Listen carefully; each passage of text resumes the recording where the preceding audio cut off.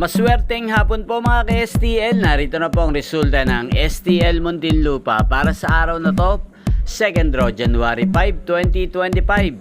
Araw ng linggo, naway ang mga natayaan nyo pong mga numero kanina ay manalo nawa ngayong hapong ito, 4 PM. Kaya kunin nyo na po yung mga tickets. Narito na po ang resulta. Ang mga numerong nanalo sa STL Muntinlupa ngayong hapong ito, January 5, 2025. 4 PM, second draw result, 20 at 18 in exact order. Sa lahat po ng tumaya kanina sa STL Muntinlupa para second draw ng 20 at 18, congrats po sa inyo. Panalo po kayo. Again, 20 at 18. At ngayong hapong ito sa STL Muntinlupa, atin pong i-shoutout si Kuya Noah. Kuya Noah ng Muntinlupa, shoutout po sa iyo. Naway nasa mabuti ka pong kalagayan.